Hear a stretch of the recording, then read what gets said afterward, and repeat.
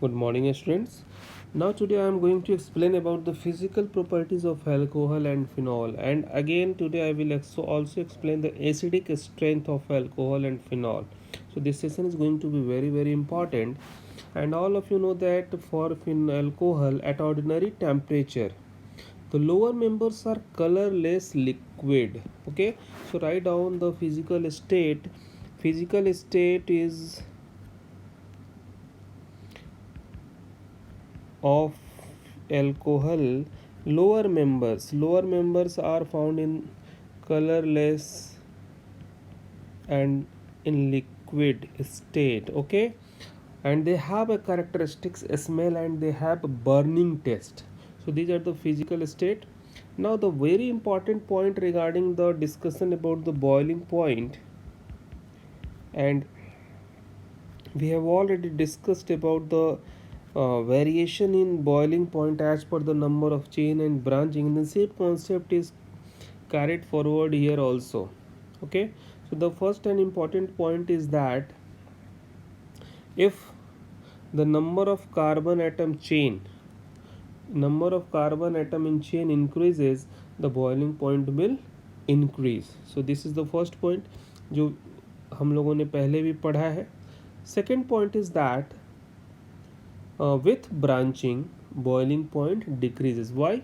Because as there is the branching, the surface area decreases, and due to the decrease in the surface area, van der Waal force decreases. So what can you say or what can you write in your notebook? More the number of carbon atom, more the number of carbon atom, more will be boiling point. Second, branching. If there is more branching,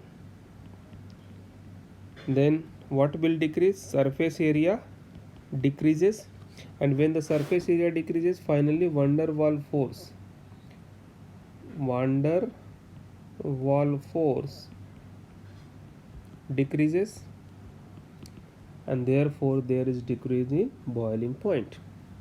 So this is the very important point. And third one is that regarding the solubility, or if suppose the third point is regarding the comparison between the boiling point of alcohol and the comparative mass of hydrocarbons or ether.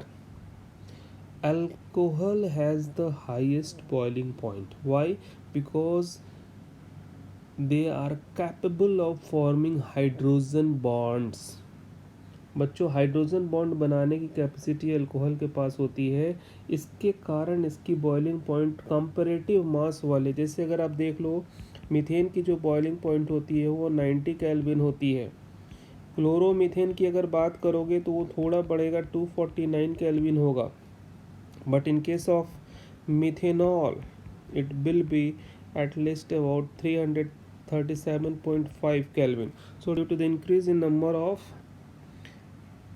carbon atom is not increased here, but here the alcoholic group OH bond is strongly polar and forms hydrogen bond. OH bond क्या करता है बच्चों? वो hydrogen bond में participate करता है, जिसके कारण आपकी बॉइलिंग पॉइंट बहुत हाई हो जाती है.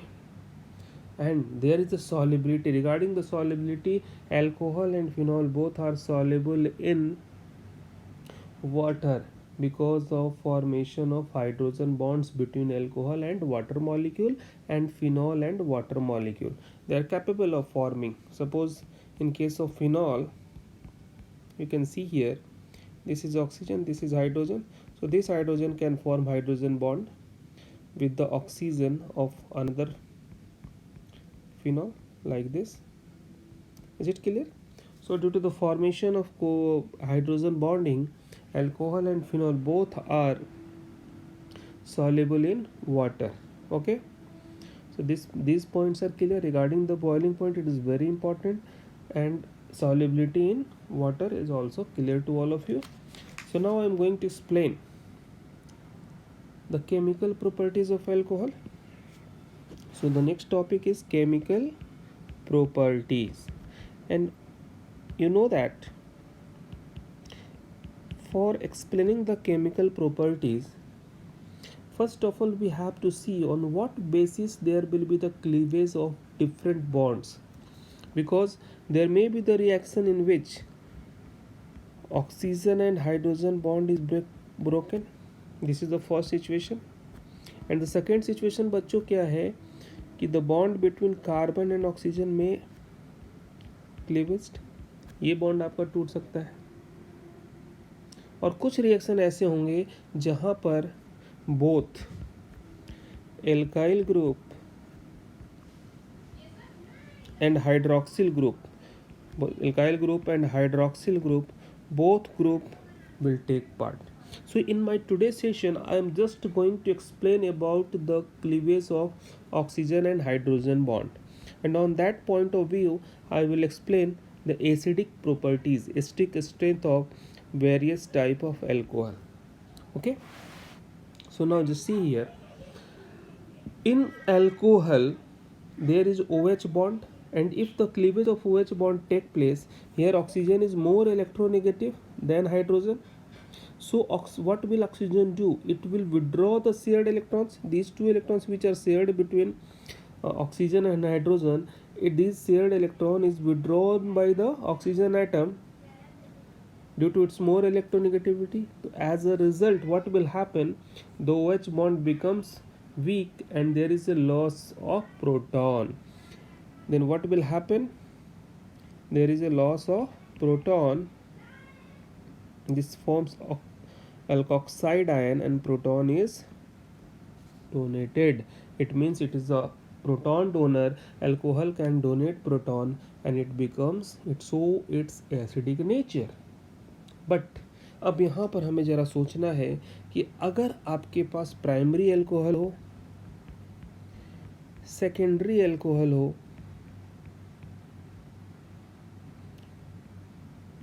टर्सरी एल्कोहल हो, तो एसिडिक स्ट्रेंथ यानी कि प्रोटॉन डोनेट करने की जो टेंडेंसी की जो मैं बात कर रहा हूँ, इस पर क्या इफ़ेक्ट पड़ेगा। ओके, तो इस पॉइंट को हमें ज़रा समझना है। बच्चों देखो, आपको पहले से पता है कि जो एल्काइल ग्रुप्स होते हैं they have plus I effect. Alkyl group क्या करते हैं? वो प्लस आई इफेक्ट शो करते हैं। प्लस आई इफेक्ट का मतलब क्या होता है? इलेक्ट्रॉन रिलीजिंग इंडक्टिव इफेक्ट, ये इलेक्ट्रॉन रिलीज करते हैं। तो जब प्राइमरी एल्कोहल होगा तो एक एल्काइल ग्रुप है इलेक्ट्रॉन रिलीज करने के लिए, जब सेकेंडरी है तो दो एल्काइल ग्रुप है, और जब टर्सरी है तो there are 3 alkyl groups to release the proton towards the oxygen atom.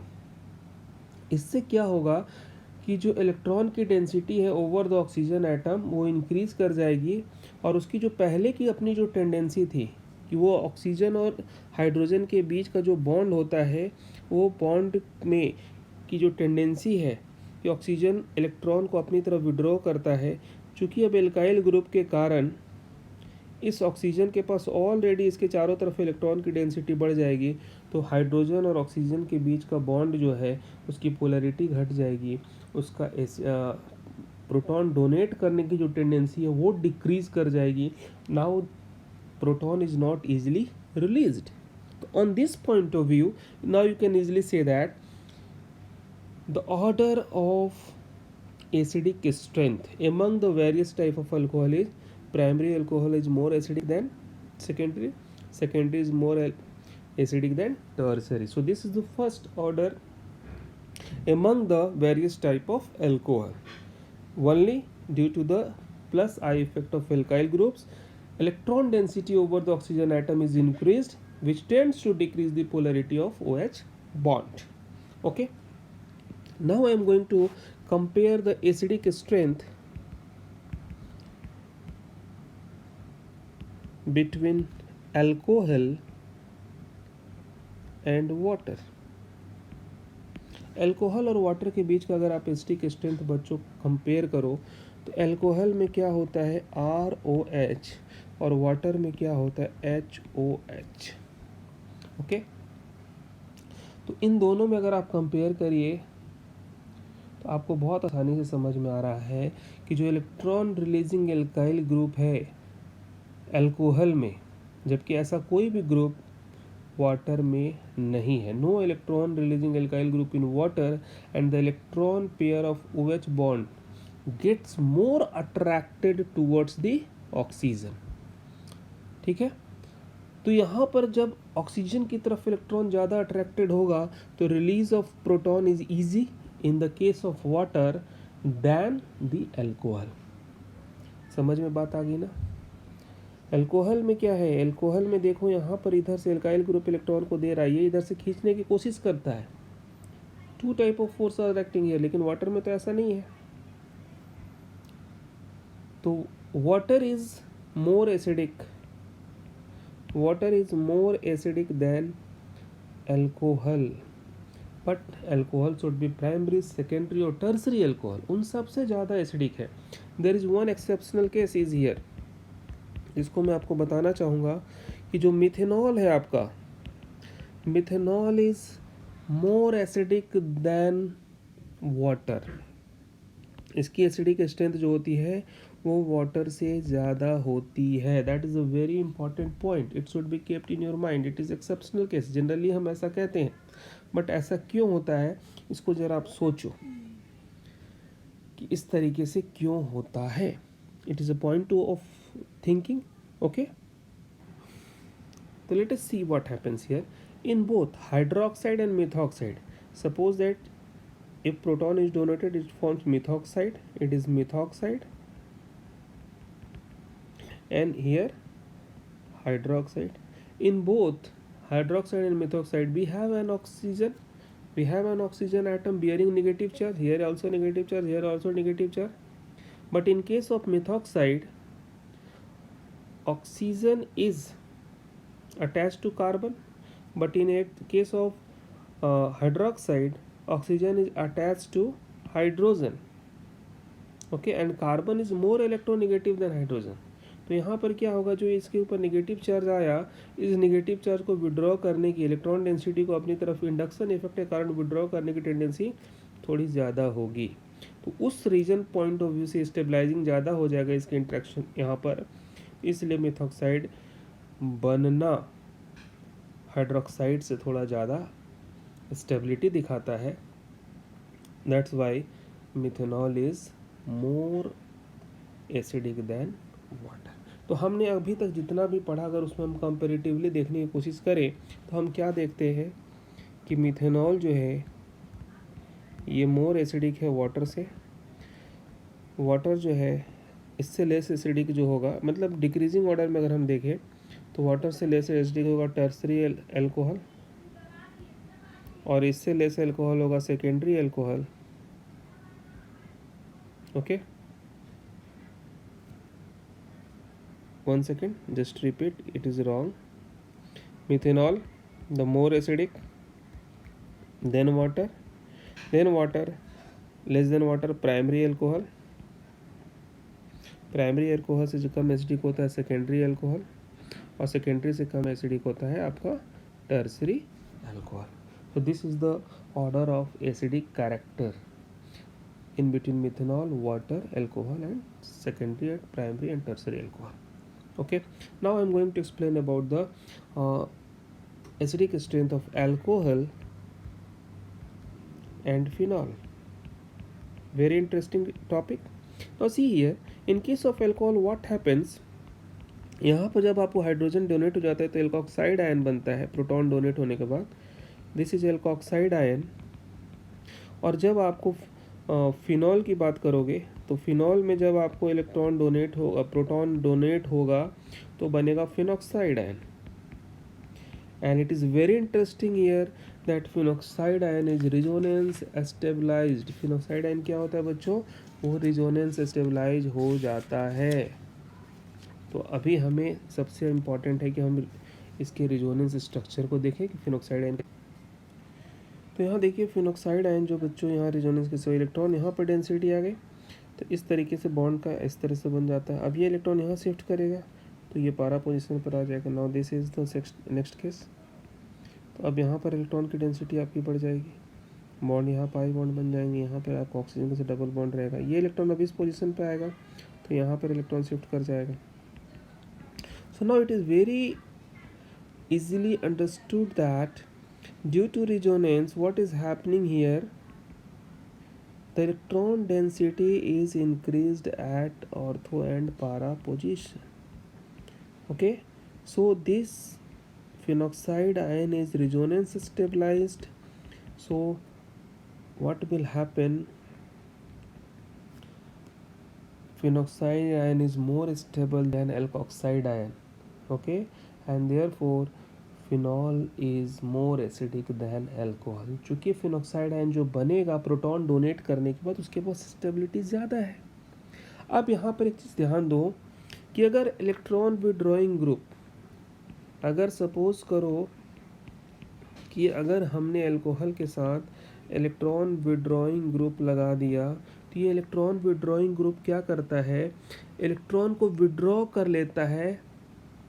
ठीक है ना, electron withdrawing group withdraws electrons and disperses the negative charge, negative charge को डिस्पर्स कर देता है and stabilise the phenoxide and और ज़्यादा उसको स्टेबलाइज करता है।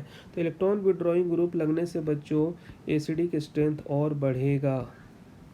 लेकिन अगर कहीं इलेक्ट्रॉन विड्रॉइंग ग्रुप कहाँ पे लगा हो, ऑर्थो और पारा पोजीशन पे लगा हो, तो और ज़्यादा इफेक्टिव होगा। क्यों?